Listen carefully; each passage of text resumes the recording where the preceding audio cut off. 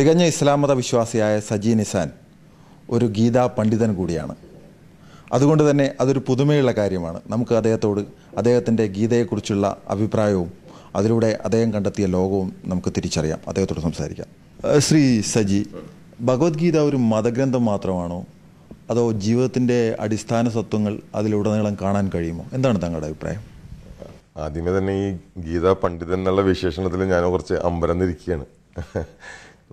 ഗീതാ പണ്ഡിതനൊന്നുമല്ല ഞാൻ.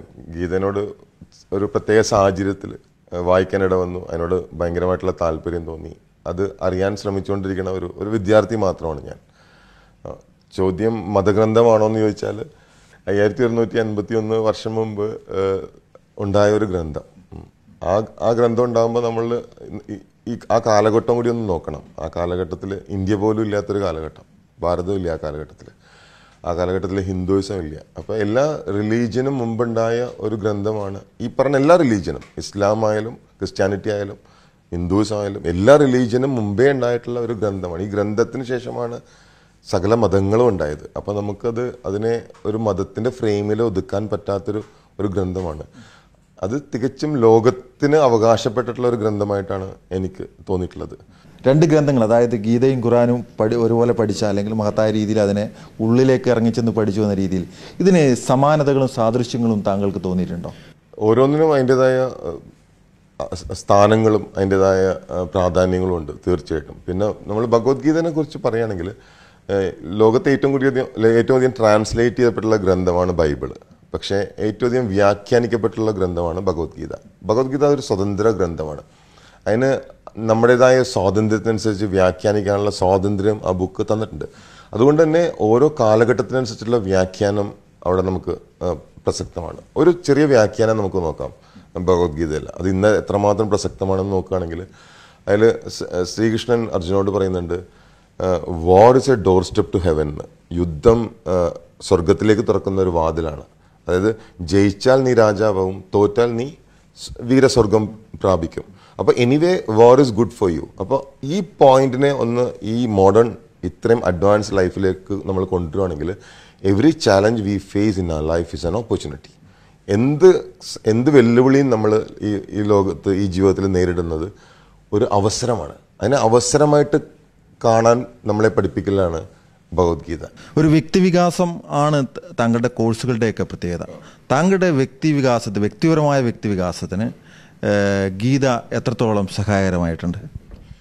ഗീതയെക്കുറിച്ച് നമ്മൾ പറയുകയാണെങ്കിൽ ഇന്നത്തെ കാലഘട്ടത്തിൽ പ്രത്യേകിച്ച് ഇപ്പം നമ്മൾ ഇരുന്ന് സംസാരിക്കുന്നത് ബഹ്റൈനിൽ ഇരുന്നിട്ടാണ്. ഇപ്പം നമ്മൾ ഗൾഫിൽ ജോലി ചെയ്യുന്ന മലയാളികൾ പ്രത്യേകിച്ച് നോക്കിയാൽ അവരൊക്കെ നാട് വിട്ട് വന്ന് ജോലി ചെയ്യുന്ന പ്രവാസികൾ, ഇവരുടെ മുഖ്യമായിട്ടുള്ള ഒരു ബേസിക് ഇഷ്യൂ നിങ്ങൾ നോക്കുകയാണെങ്കിൽ കാണുന്ന ഇൻസെക്യൂരിറ്റിയാണ്. ഇവിടെ ഏത് ലെവലിൽ ജോലി ചെയ്യുന്ന ആളും ഏത് പൊസിഷനിൽ ജോലി ചെയ്യുന്ന ആളും എത്ര വലിയ ബിസിനസ്സുകാരനും ഒരു ഇൻസെക്യൂരിറ്റി ഫീൽ ചെയ്യുന്നുണ്ട്. കാരണം എപ്പോൾ വേണമെങ്കിലും ഇവിടെ നിന്ന് പോകേണ്ടി വരും എന്നുള്ളൊരു ഫീലിങ്ങിലാണ് അവൻ ഓരോ ദിവസവും കഴിച്ചു കൂട്ടുന്നത്. അപ്പോൾ അവൻ്റെ ചിന്ത മുഴുവനും ഈ ഭാവിയെ കുറിച്ചാണ്. അവൻ എന്താവും, ഭാവിയിൽ എന്താവും, ഈ സൗകര്യങ്ങൾ നഷ്ടപ്പെടുക, ഈ വരുമാനം നഷ്ടപ്പെടുക, ഈ വേദന നഷ്ടപ്പെടുക, ഈ ചിന്തയിൽ പ്രവർത്തിക്കുന്ന ആൾക്കാരാണ് ഇവിടെ ഭൂരിപക്ഷം ഉള്ളത്. ഒരു ഉറപ്പില്ലാണ്ട് ജീവിക്കുന്ന ആൾക്കാർ. അപ്പം അതുകൊണ്ട് തന്നെ അവർ ഈ ക്ഷണം ആസ്വദിക്കുന്നില്ല. അതുകൊണ്ട് തന്നെ അവർക്ക് ഒരു എപ്പോൾ നോക്കിയാലും ഒരു ഉൾഭയത്തിൽ ജീവിക്കുന്ന ആൾക്കാരാണ്. അപ്പോൾ അവർക്ക് കരുത്ത് തരണമെങ്കിൽ ഭഗവത്ഗീത പോലുള്ള ഗ്രന്ഥങ്ങളെക്കുറിച്ചുള്ള ഒരു ചെറിയ അറിവ് ആവശ്യമാണ്, അത്യാവശ്യം. കാരണം ഭഗവത്ഗീത നമുക്കൊരു ധൈര്യം തരാണ്. എങ്ങനെ ജീവിതത്തെ ഉൾക്കൊള്ളാം, എങ്ങനെ ജീവിതത്തെ ആസ്വദിക്കാം. ഇത്തരം ഹോളി ബുക്സിൻ്റെ പവറും സ്റ്റാമിനയും നമ്മുടെ മുന്നോട്ട് പോക്കലിന് ആവശ്യമാണ്. നമ്മൾ ധരിച്ചു വെച്ചിരിക്കുന്ന ഒരു ധാരണ ഇതുപോലെയുള്ള ഹോളി ബുക്സിനെ കുറിച്ച്, ഭഗവത്ഗീത എന്ന് പറഞ്ഞാൽ ഒരു പ്രായം കഴിഞ്ഞ ആൾക്കാർ തുടങ്ങേണ്ട ബുക്കാണ്, കുറച്ച് വയസ്സായി കഴിഞ്ഞാൽ.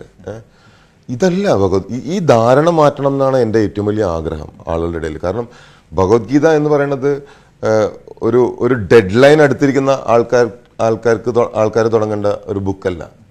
ജീവിതത്തിൻ്റെ ഒരു ഡെഡ് ലൈൻ അടുത്തിരിക്കുന്ന ആൾക്കാർ തുടങ്ങേണ്ട ഒരു ബുക്കല്ല. ജീവിതം സ്റ്റാർട്ട് ചെയ്യണം, ബിഗിനേഴ്സ് തുടങ്ങി വെക്കേണ്ട ഒരു ബുക്കാണ് ഭഗവത്ഗീത. കാരണം ജീവിതം തുടങ്ങി വെക്കുന്നവർക്ക് ആ ജീവിതം മുന്നോട്ട് കൊണ്ടുപോകാനുള്ള സ്റ്റാമിനയും പവറും എനർജിയും കോൺഫിഡൻസും നൽകുന്ന ബുക്കാണ് ഭഗവത്ഗീത. അതുകൊണ്ട് തന്നെ ഭഗവത്ഗീത ഒരു ന്യൂ ജനറേഷൻ ബുക്കാണ് ആക്ച്വലി. അല്ലാണ്ട് ഭഗവത്ഗീത ഒരു എല്ലാ ജീവിതവും അവസാനിച്ചവർ വായിച്ചു തുടങ്ങേണ്ട ഒരു ബുക്കല്ല ഭഗവത്ഗീത. നാനാത്വത്തിൽ ഏകത്വം എന്ന മഹത്തായ ദർശനം നിലനിൽക്കുന്ന ഒരു രാജ്യമാണ് ഇന്ത്യ. അതൊരു ലോകത്തിന് ഇന്ത്യ കൊടുത്ത ഒരു മഹത്തായ ദർശനം തന്നെയാണ്. ഈ മതസൗഹാർദ്ദത്തിനെ നിലനിർത്താനും വളർത്തിക്കൊണ്ടുപോകാനും ഭഗവത്ഗീത എങ്ങനെയാണ് സഹായിക്കുന്നത് ശ്രീ സജി നിസാൻ? ഭഗവത്ഗീത മതത്തിനും അപ്പുറമാണ്. മതത്തിന് മുൻപേ ഉണ്ടായ ഒരു സംഭവം, മതത്തിന് മുകളിൽ നിൽക്കുന്ന ഒരു ഗ്രന്ഥമാണ് ഭഗവത്ഗീത. അല്ലെങ്കിൽ തന്നെ ഈ ഹിന്ദുയിസം ഒരു മതമേ അല്ലല്ലോ. ഹിന്ദുയിസം ഒരു ജീവിത ശൈലിയാണ്, ഒരു ലൈഫ് സ്റ്റൈലാണ് ഹിന്ദുയിസം. അപ്പോൾ ഭഗവത്ഗീതനെ ഒരു റിലീജിയൻ്റെ ഫ്രെയിമിൽ ഒതുക്കുന്നത് ആ ഭഗവത്ഗീതയോട് ചെയ്യുന്ന നീതിയായിരിക്കും. പക്ഷേ അടിസ്ഥാനപരമായി ഹിന്ദു കൾച്ചറിൻ്റെ ബേസായിട്ട് പലപ്പോഴും, അല്ലെങ്കിൽ ഹിന്ദു മതത്തിൻ്റെ തന്നെ ഹിന്ദു സംസ്കാരത്തിനപ്പുറത്ത് ഹിന്ദു മതം എന്ന ഇന്നത്തെ ആധുനിക ഫോമിൽ അതിൻ്റെ മൂല്യ ഗ്രന്ഥമായിട്ട് അല്ലെങ്കിൽ മുഖ്യ ഗ്രന്ഥമായിട്ട് ഭഗവത്ഗീതയല്ലേ മുന്നോട്ട് വയ്ക്കുന്നത്? എന്തുകൊണ്ട് അങ്ങനെ സംഭവിച്ചു? നമുക്ക് ഭഗവത്ഗീതയെ കുറിച്ച് പറയുന്നത് തന്നെ ഓൾമോസ്റ്റ് 1180 ഇത്രയും ഉപനിഷത്തുകൾ ഇന്ത്യയിൽ ഭാരതത്തിൽ ഉണ്ട്. ഏകദേശ കണക്കാണ് പറയുന്നത്, ചിലപ്പോൾ കുറച്ച് ഏറ്റക്കുറച്ചിലുണ്ടാവാം. അപ്പോൾ ഭഗവത്ഗീതയെ കുറിച്ച് പറയുന്നത് ഈ 1180 ഇത്രയും ഉപനിഷത്തുകളുടെ ഒരു സമാഹാരമാണ്, അല്ലെങ്കിൽ എത്രയും ഉപനിഷത്തുകളെ മൊത്തം ഉൾക്കൊണ്ടിട്ടുള്ള ഒരു അമൂല്യ ഗ്രന്ഥമാണ് ഭഗവത്ഗീത. അതായത് ചുരുക്കി പറഞ്ഞാൽ നത്തിങ് ബിയോണ്ട് ഭഗവത്ഗീത എന്ന് വേണമെങ്കിൽ നമുക്ക് പറയാം. കാരണം അത്രമാത്രം നോളജിൻ്റെ എന്താ പറയുക, ഒരു കോർ സംഗതി, കംപ്ലീറ്റ് സബ്സ്റ്റൻസ് ഓഫ് നോളജ്, അതിൻ്റെ ഏറ്റവും സത്താണ് ഭഗവത്ഗീത. അപ്പോൾ അത് മനസ്സിലാക്കണം ഒരു ഭാരതീയൻ. അത് ഹിന്ദു ആയതുകൊണ്ടോ അല്ലെങ്കിൽ ക്രിസ്ത്യൻ ആയതുകൊണ്ടോ മുസ്ലിം ആയതുകൊണ്ടോ കമ്മ്യൂണിസ്റ്റ് ആയതുകൊണ്ടോ ഭഗവത്ഗീതനെ മാറ്റിവെക്കുന്നത് ഒരു വലിയൊരു അറിവിനെ എന്നിൽ നിന്ന് മാറ്റിവെക്കുന്നതിന് തുല്യമാണ്.